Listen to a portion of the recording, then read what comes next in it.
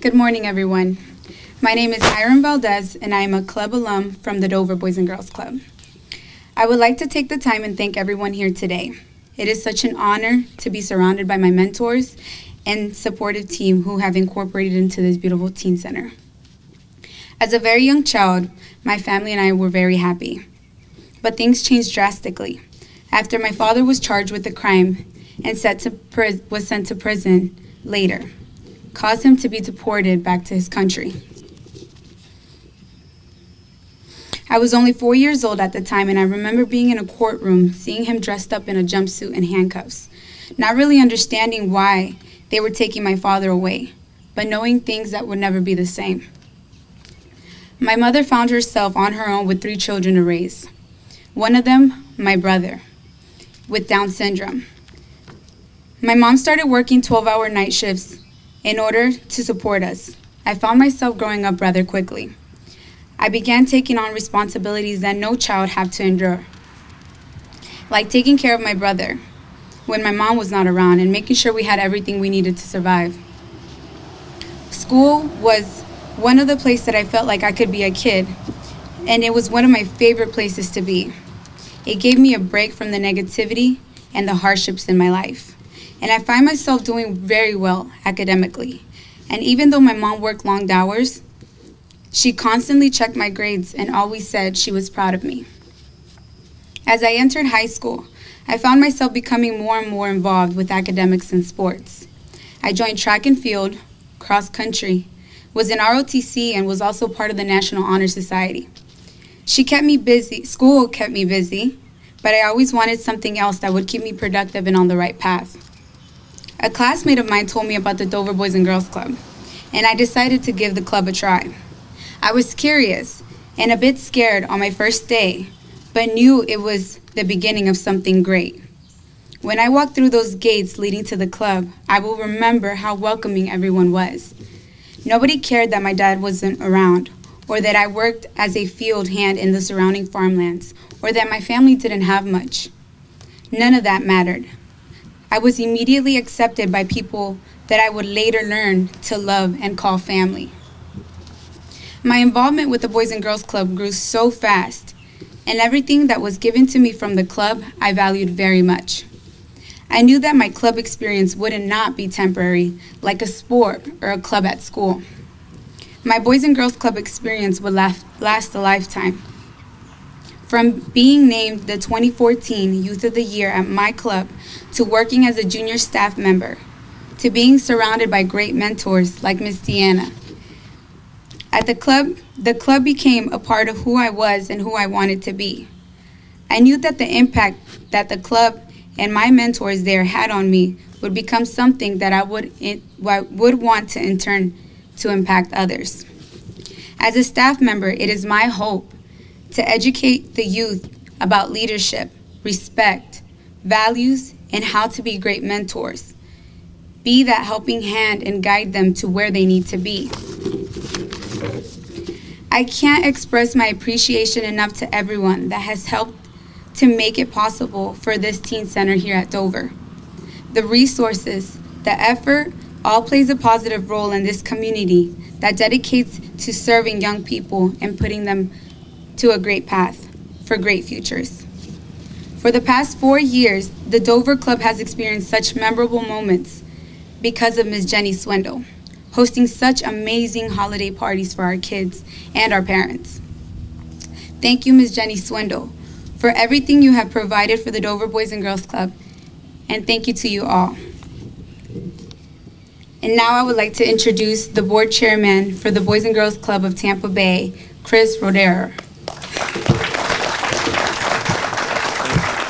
Sorry if I mispronounced it. Thank you. Is it afternoon yet? No, still, good morning. Gives me a great pleasure to be part of this special occasion. I've been the board chair for about a year, but I've been a board member for close to, I guess, 6-7 years at the Boys and Girls Club of Tampa Bay. Actually started as a board member when I lived outside of Los Angeles about 13 years ago. And I learned that the kids There was so much going on in the community, and it was bad news with kids. Every time I turned around, I said, there's got to be a better way. There's got to be something that we can do as business leaders to join together and touch the lives of kids in a positive way. And I was invited to a social that evening, and I learned about the Boys and Girls Club, and I've been a board member almost ever since. So I feel like I've been blessed to be in the role that I have. I also serve as the Executive Vice President at Tampa General Hospital. In that role, I also have human resources in our volunteer department. And just this week, let me give you just a very quick story. There's a club kid, her name is Tymisha, and I don't know how she began her life and how she grew up in the environment that she grew up, but I suspect that it wasn't the greatest, and at least so I've heard, although I don't know the details. But if it wasn't for the clubs and connecting with business leaders, in this case me at Tampa General, she wouldn't have had the opportunity. She's driven to serve in healthcare. And so what we did was we brought her into our teen volunteer program, and yesterday she was shadowing. She's going to be shadowing a number of different areas, but we gave her an opportunity to go to interventional radiology. And if you ever have a chance to see something that goes on in interventional radiology, you'll be flat out amazed. And that she was. She got to see a stent placed in her heart yesterday, and she walked out of that program almost speechless. When we get done with her, routing her through the hospital and seeing the things that we do, I have no doubt that she's going to pick an area where she wants to serve, not only and develop as a career, a professional, but she will be saving lives. She'll be touching lives herself. So to me, it's all about opportunities. And once business leaders and once community members learn the positive impact that the clubs have on the kids, they'll learn it's also a positive impact on the communities, on the businesses. Because these kids, you all out here, you'll be our leaders someday. And so anything we can do to help you, support you, to touch your life in a positive way, we're going to do it. The Boys and Girls Club takes care of nearly 17,000 kids in the Tampa Bay community. And about 45% of those kids are teens. I think even 3 of our clubs are just solely dedicated to teens. So we couldn't do that without the support of so many people. Hillsborough County, the Hillsborough County Board of Commissioners, the Sheriff's Department. You know, at the hospital, every morning, a number of sheriff's officers are leaving, and I see them in the cafeteria, or I'll see them at McDonald's. Who has a McDonald's at the front entrance of a hospital? We do. But when I see these officers, every time I see one of you in any event, any venue, I walk up and shake your hand and say thank you. I tell them about the role that I play with the Boys and Girls Club, but I personally and individually want to say thank you for all you do and for all your support, because without that, you're changing lives. Kids aren't running away from cops; they're running to them because of you all, and that's flat out incredible. So there's a couple other people I want to thank. Jenny Swindal, we love you dearly. You're nonstop, always giving. You know, I tell my kids all the time, there's givers and there's takers. And it's one thing to you learn at some point in your life to receive, and everybody loves to receive, but once you learn how to give, you learn that there's nothing better than giving. It's a reward that lasts for a lifetime. So I'm going to turn it over now to not only one of my peer members on the board of directors of the Boys and Girls Club. He's who I hope will become our next sheriff, and that's Chad Cronister, Colonel.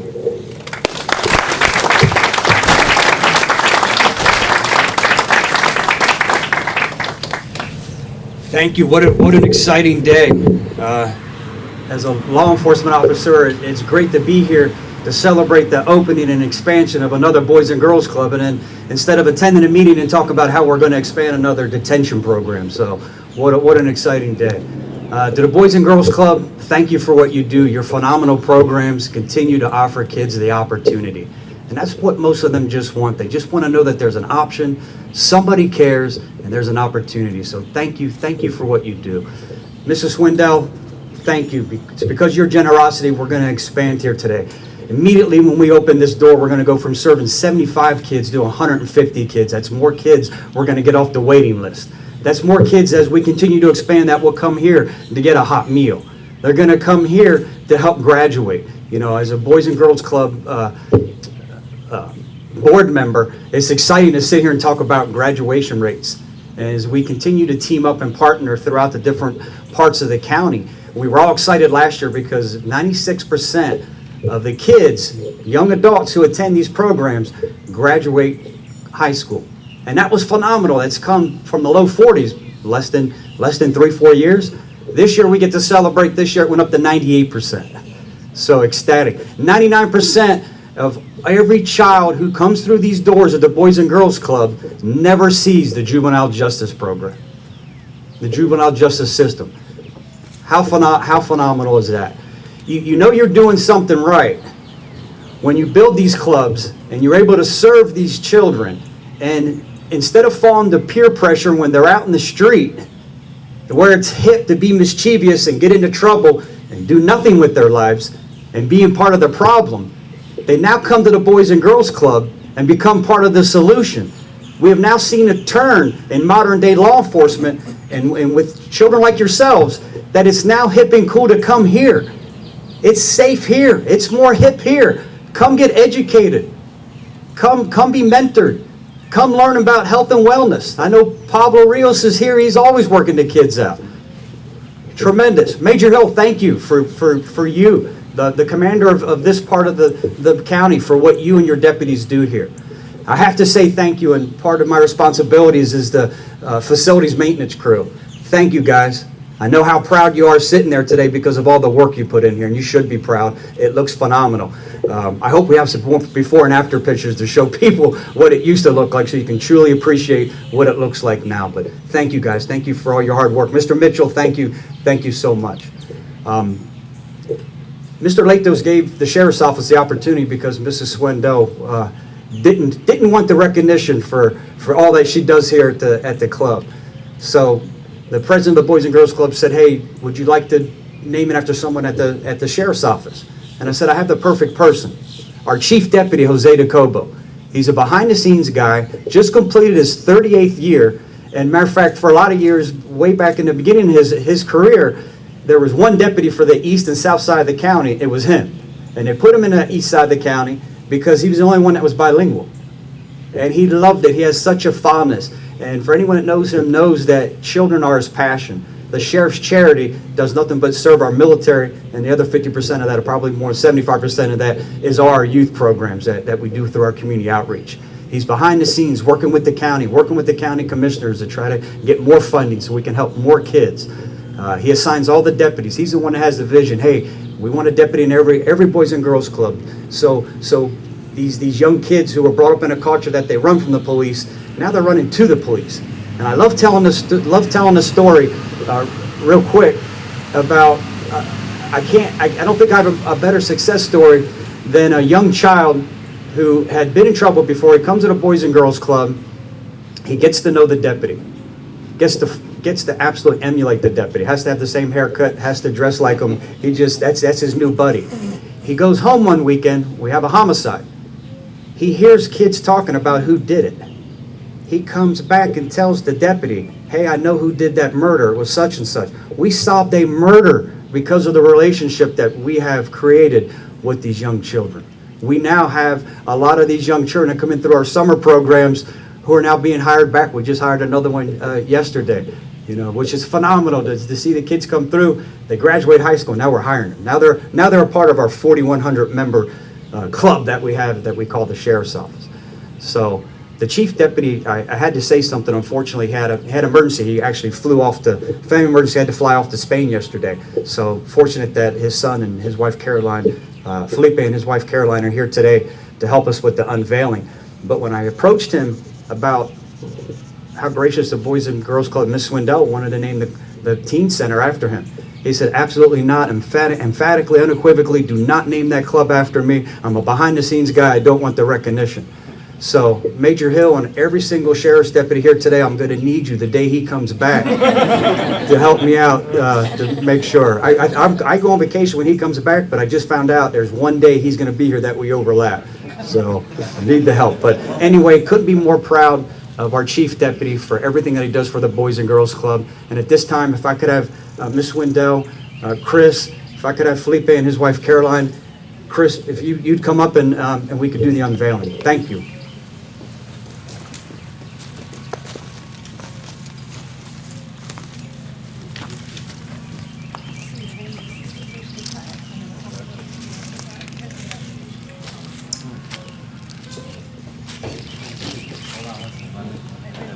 If you guys will grab each side of the thing as he cuts it, and then you guys will be able to hold it and then pull it down.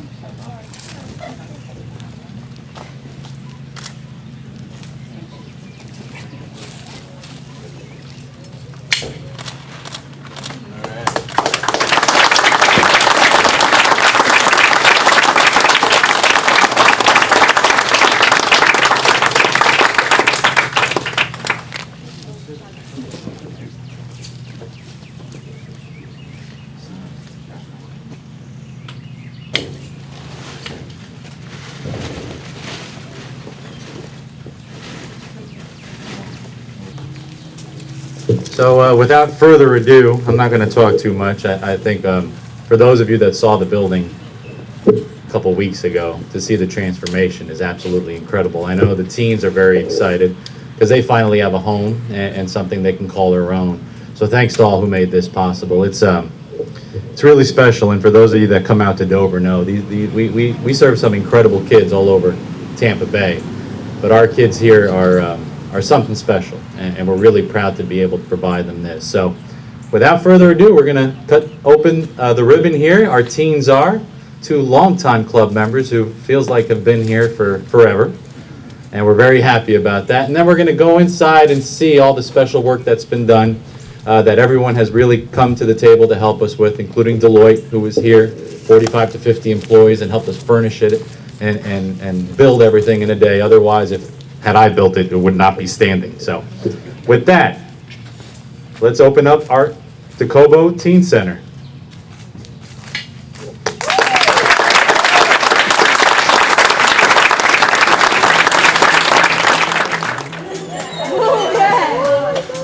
Come on, babies. Come on.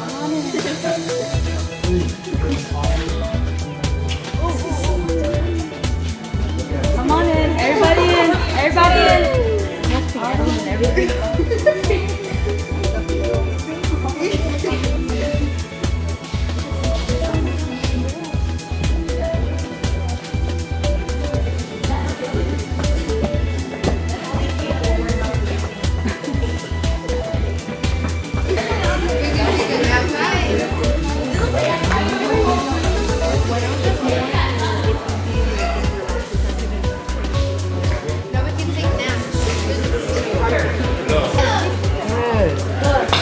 Anybody want to play? I'll go.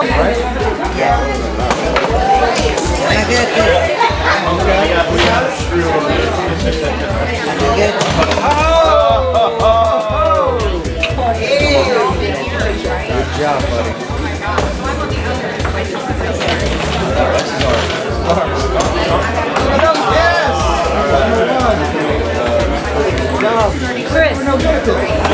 Chris.